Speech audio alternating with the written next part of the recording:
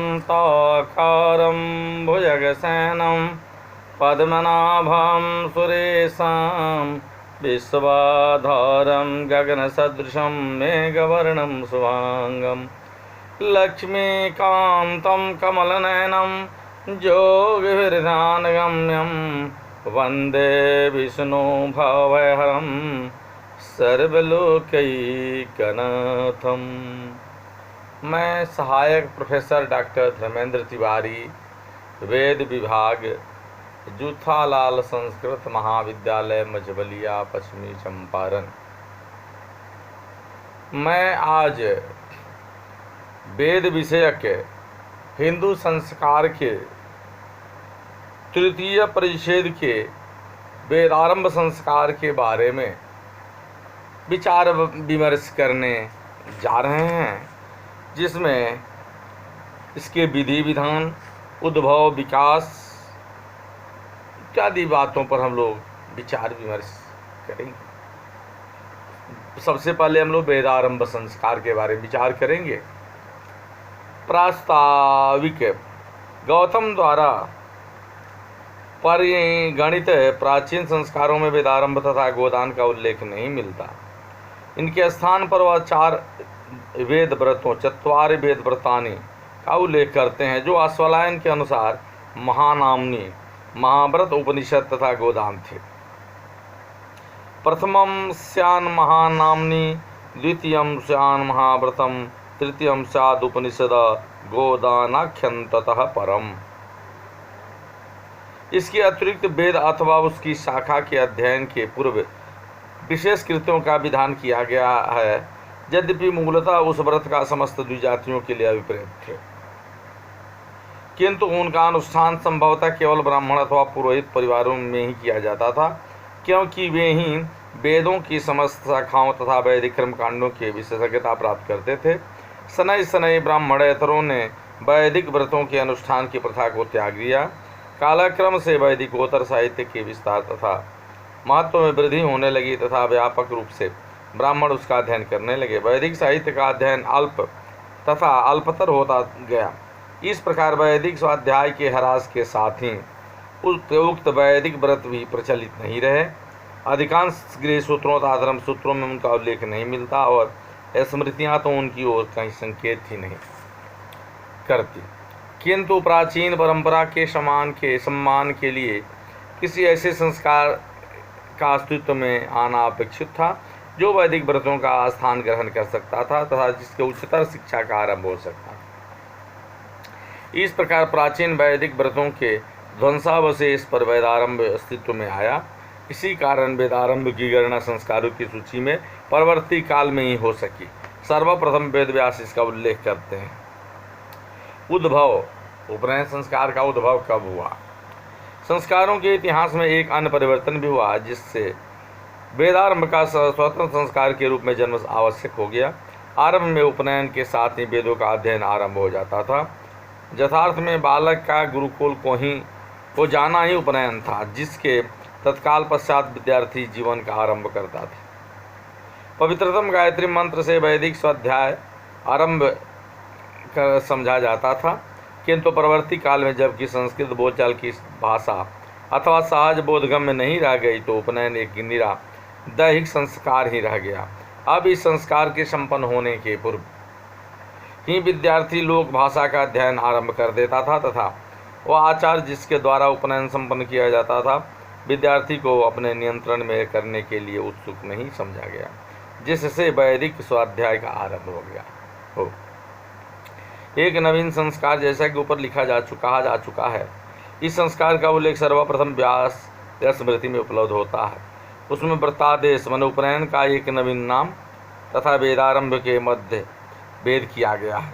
उक्त स्मृतिकार के काल के में प्रथम संस्कार का शिक्षा के साथ कोई संबंध नहीं रहा, किंतु द्वितीय विशुद्ध शिक्षा संबंधी संस्कार था, जो उस समय संपन्न होता था जब विद्यार्थी यथार्थ में वैदिक स्वाध्याय करता था। उत्तरकालीन पद्धति लेखकों के उपनयन और वेदारंभ के बीच विभेद को मान्यता प्रदान की तथा वेदारंभ को उपनयन तथा समावर्तन संस्कारों के मध्य स्थान दिया गया। विधि विधान। उपनयन के पश्चात वेदारंभ संस्कार को संपन्न करने के लिए कोई शुभ दिन निश्चित किया जाता था। आरंभ में मातृपूजा, अभ्युदक, श्राद्ध तथा अन्य आवश्यक कृत्य किए जाते थे। तब गुरु लौकिक अग्नि की प्रतिष्ठा करता था तथा विद्यार्थियों को आमंत्रित कर उसके अग्नि के पश्चिम बैठाता था। इसके पश्चात साधारण आहुतियाँ दी जाती थीं। यदि ऋग्वेद आरंभ करना होता था तो घृत की 2 आहुतियाँ अग्नि को और पृथ्वी को दी जाती थी, यजुर्वेद की अंतरिक्ष और वायु को, यदि सामवेद को तो देव और सूर्य को, और यदि अथर्ववेद का करना होता था तो दिशाओं तथा चंद्रमा को आहुतियाँ दी जाती थी। यदि सभी वेदों का अध्ययन एक साथ करना आरंभ होता तो उक्त सभी आहुतियाँ साथ ही दी जाती थी। इसके अतिरिक्त ब्रह्म, छंदस तथा प्रजापति के लिए होम किए जाते थे। अंत में आचार्य ब्राह्मण पुरोहित को पूर्ण पात्र और दक्षिणा देकर वेद का अध्यापन आरंभ कराता था। ऐसा गर्ग पद्धति में लिखा हुआ है। अब हम लोग केशांत अथवा गोदान संस्कार के बारे में, हिंदू संस्कार के 4थे परिच्छेद में हम लोग केशांत और गोदान के बारे में विचार विमर्श करने जा रहे हैं। विभिन्न नाम तथा उनका महत्व। केशांत अथवा प्रथम क्षौर कर्म 4 वैदिक व्रतों में से एक था। वैदिक स्वाध्याय से घनिष्ठतया संबंधित तीनों व्रतों के लुप्त हो जाने पर केशांत उनके पृथक हो गया तथा उसे स्वतंत्र स्थान प्राप्ति हुआ। यद्यपि उसे प्राचीन विधान विद्यमान रहे तो स्वतंत्र संस्कार के रूप में केशांत का अस्तित्व वेदारंभ की अपेक्षा प्राचीनतर प्रतीत होता है। गृह सूत्र चूड़ाकरण के साथ केशांत का वर्णन करते हैं, किंतु उनमें वेदारंभ का कहीं भी उल्लेख नहीं मिलता। व्यास की अपेक्षा प्राचीनतर लेखक जातुकर्ण केशांत की गणना करते हैं, किंतु वेदारंभ की नहीं। ताकि मौजे व्रतानि गोदाना समावर्त विवाह का ऐसा कहा गया है। व्यास जो उसका समावेश प्रसिद्ध 16 संस्कारों की सूची में करते हैं, इसे प्रमुख संस्कार मानते थे। किसी के मस्तिष्क में प्रश्न उठता है कि केशांत की भी अन्य वैदिक व्रतों के समान दशा क्यों नहीं हुई। कारण इस प्रकार प्रतीत होता है कि यह संस्कार व्यक्ति के लिए शारीरिक दृष्टि से भी उपादेय था, जबकि प्रथम 3 व्रत अपने जीवन के लिए वैदिक स्वाध्याय पर निर्भर था। केशांत अनिवार्य रूप से विद्यार्थी के शरीर तथा उसके व्यवहार से संबंधित था। अब है कि भाई केशांत अथवा गोदान संस्कार का उद्भव तथा पूर्व इतिहास क्या है, कब से यह प्रारंभ हुआ और इसका उद्भव कैसे हुआ। जैसा कि स्वयं इस संस्कार के नाम से सूचित होता है, केशांत में ब्रह्मचारी के अस्मश्रुओं का सर्वप्रथम क्षौर किया जाता था। इसे गोदान भी कहते थे, क्योंकि इस अवसर पर आचार्य को गोदान दिया जाता था तथा नापित को उपहार दिए जाते थे। यह संस्कार 16 वर्ष की आयु में संपन्न होता था तथा यह यौवन के पदार्पण का सूचक था। ब्रह्मचारी अब बालक नहीं रहता था और उसके मुख पर दाढ़ी मोछ निकल आते थे। युवक के हृदय में पौरुष की चेतना का उदय होता था। उसकी यौनपूर्ण प्रवृत्तियों के नियमन के लिए अपेक्षाकृत अधिक सतर्कता अपेक्षित थी। अतः ब्रह्मचारी को एक बार पुनः ब्रह्मचर्य के व्रतों का स्मरण दिलाना आवश्यक समझा जाता था। दाढ़ी और मूछ के क्षौर कर्म के पश्चात ब्रह्मचर्य का व्रत नए सिरे से लेना तथा 1 वर्ष पर्यंत कठोर संयम का जीवन व्यतीत करना होता था। परवर्ती इतिहास।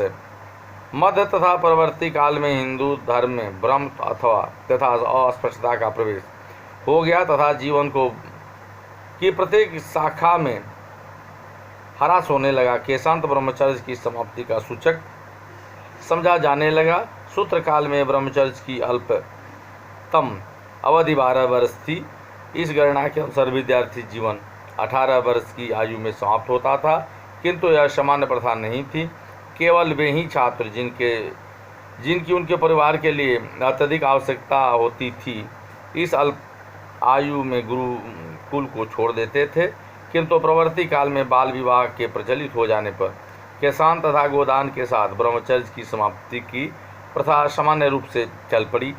भारद्वाज तथा 12 सूत्रों ने जिनकी रचना ईस्वी सदी के आरंभ के पश्चात हुई, पहले ही इस साधारण विकल्प का विधान आरंभ कर दिया था कि कतिपय आचार्यों के मतानुसार गोदान संस्कार के साथ ब्रह्मचर्य की समाप्ति हो जाती है।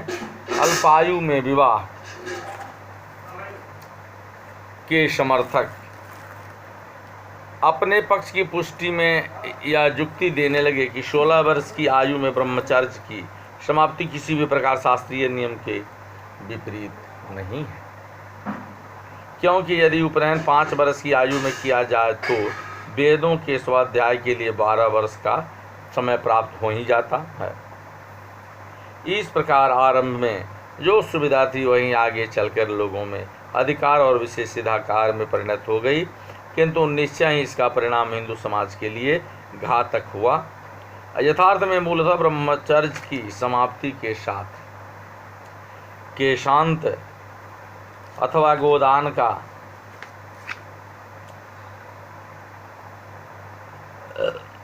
कोई संबंध नहीं था। समावर्तन ब्रह्मचर्य जीवन की समाप्ति का सूचक था। अपने पाठ्यक्रम को समाप्त किए बिना ही बालकों को विवाह की अनुमति देने के उद्देश्य से जानबूझकर दोनों संस्कारों में परस्पर भ्रम डाल दिया गया। साधारण व्यक्ति के लिए अभ्रम और भी दृढ़ हो गया, क्योंकि क्षौर कर्म दोनों ही संस्कारों का सामान्य तत्व था। विधि विधान, जैसा कि हम बता चुके हैं कि यह संस्कार 16 वर्ष की आयु में संपन्न होता था। इस संस्कार के अवसर पर अनुसृत विधि तथा उच्चारित मंत्री वही होते थे जो चौल संस्कार में होते थे। चौल संस्कार के और इसके संस्कार में दोनों में जो है सो सेम मंत्र पढ़ा जाता था, सेम विधि, मिलता जुलता विधि का विधान किया जाता था। वेद केवल यही था कि इस संस्कार में सिर के स्थान पर दाढ़ी मूछों का चौर होता था। चूड़ाकरण के समान ही दाढ़ी तथा सिर के बाल और नख जल में फेंक दिए जाते थे। इसके पश्चात ब्रह्मचारी गुरु को एक गोदान करता था। संस्कार के अंत में वह मौन व्रत का पालन तथा 1 वर्ष पर्यंत कठोर अनुशासित जीवन व्यतीत करता था। तो इस तरह हम लोग आज इन दोनों संस्कारों के बारे में, अर्थात वेदारंभ संस्कार और गोदान संस्कार या केशांत संस्कार जिसको कहते हैं, उस पर हम लोग विचार विमर्श किए। फिर अगले दिन हम लोग अगले विषय वस्तु पर विचार विमर्श करेंगे। इस तरह मुख्य रूप से हमारे हिंदू धर्मों में 16 संस्कारों की ज़्यादा प्रमुखता दी गई है। किसी के बहुत ऋषियों के अनुसार 13 संस्कार हैं, 40 हैं, 46 हैं। अन्य ऋषियों के अनुसार, अन्य मतानुसार अलग अलग है, लेकिन यह जो 16 संस्कार माने गए हैं ये सबसे महत्वपूर्ण हैं। इसका हमारे भारतीय हिंदू धर्म में अत्यधिक महत्व है और इसी आधार पर हमारे हिंदू वर्ग के जितने मनुष्य हैं, लोग हैं, वह अपना विचार विमर्श, जग जपादि विधान, पूजन आदि कार्य को संपन्न करके अपने बालक के जीवन को प्रकाशमय, सुगंधमय, विकासमय, पुष्पित, पल्लवित और विकसित करते हैं। मैं अपनी वाणी को यहीं विराम देने जा रहा हूँ। जय हिंद, जय भारत, धन्यवाद।